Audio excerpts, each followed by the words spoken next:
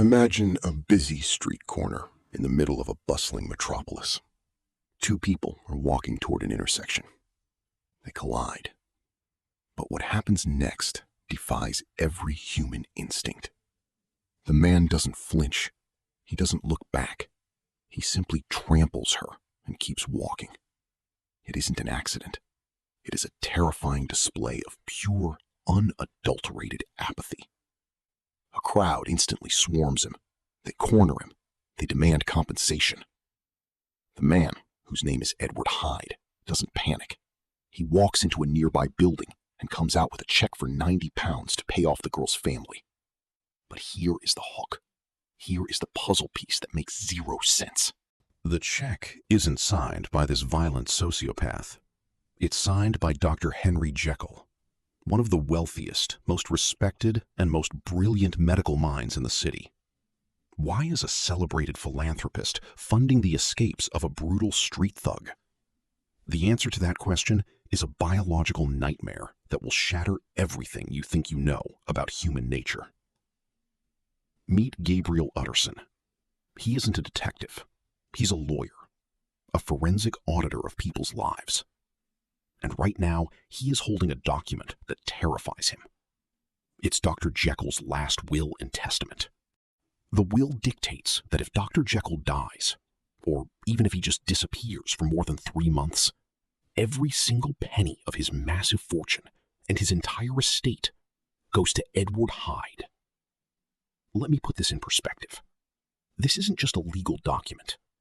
This is Jekyll handing a blank check and the keys to his life to a known violent predator. Utterson forms the only logical conclusion: blackmail. Jekyll must have done something horrific in his youth, and Hyde has the evidence. We all have a shadow self. We all have things we've done behind closed doors that would destroy our public lives if they were broadcast to the world. Jekyll is being extorted, and Utterson resolves to hunt Hyde down. As he famously declares, "If he be Mr. Hyde, I shall be Mr. Seek." When Utterson finally confronts Hyde face to face, something bizarre happens. Hyde isn't a towering monster. He's smaller than average. He's dressed in normal clothes, but Utterson feels a violent physical wave of nausea wash over him. Why? It's the uncanny valley on a biological scale. Hyde doesn't just look ugly. He radiates a total absence of humanity. Utterson's DNA is screaming at him that the thing standing in front of him is an apex predator. Hyde gives Utterson his address, then completely vanishes through the door. A year passes. Then the powder keg detonates. Sir Danvers Carew, a highly respected politician, is savagely beaten to death in the street. The weapon? A heavy wooden cane. The killer? Edward Hyde. The police bring Utterson the murder weapon, and Utterson's blood runs cold, because years ago, Utterson gave that exact cane to Dr. Jekyll as a gift. The blackmail just turned into a homicide investigation. Utterson confronts Jekyll. Jekyll swears he is done with Hyde forever. He even produces a handwritten letter from Hyde, stating that Hyde has escaped and will never bother Jekyll again. Utterson is relieved. He takes the letter to his head clerk, an expert in handwriting analysis. The clerk puts the two notes side by side. He looks up at Utterson. The handwriting is absolutely identical. The only difference is that Hyde's letter is slanted in the opposite direction. Utterson's mind races. Hyde didn't write the letter. Jekyll forged it to protect a murderer. For 2 months, Jekyll is a new man. The nightmare seems over. But then, overnight, the doors lock. Jekyll refuses all visitors. Utterson goes to their mutual friend, Dr. Lanyon, for answers. But what he finds makes no logical sense. Lanyon is dying, not of a disease, but of pure, unadulterated shock. He tells Utterson that he has suffered a trauma so severe that his biological systems are shutting down. He refuses to speak Jekyll's name. A week later, Lanyon is dead, leaving behind a sealed envelope with strict instructions. Do not open until the death or disappearance of Dr. Jekyll. The final loop begins.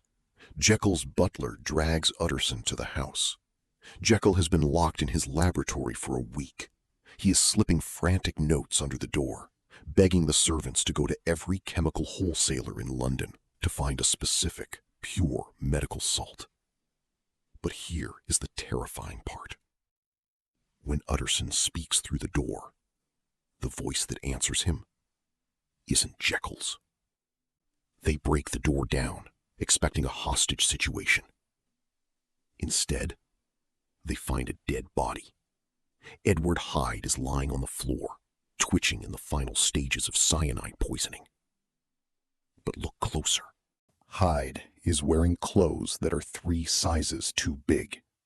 He is wearing Dr. Jekyll's clothes. Utterson tears open the sealed letters left on the desk, and the greatest mystery in literary history is finally decoded. Man is not truly one, but truly 2. Jekyll didn't have a secret he was being blackmailed for. Jekyll wanted to give in to his darkest, most sociopathic urges without ruining his pristine reputation.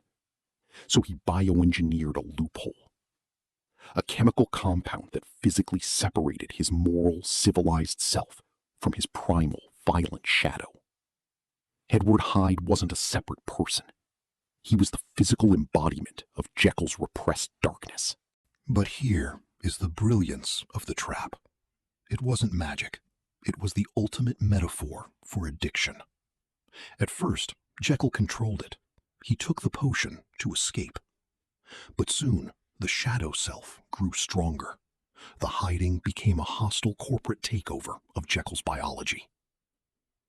He began waking up as Hyde without even taking the drug.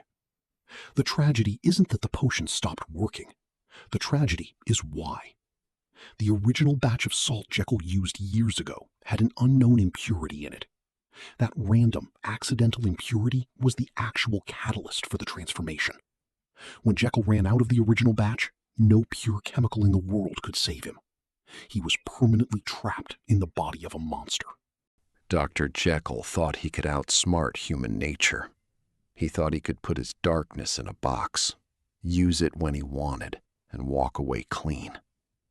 But the strange case of Dr. Jekyll and Mr. Hyde leaves us with a chilling, undeniable truth. If you feed your shadow, eventually it will eat you alive. If you want to see another forensic breakdown of a story that completely shatters human psychology, click the video on your screen right now. And make sure to subscribe. The next mystery box is already waiting.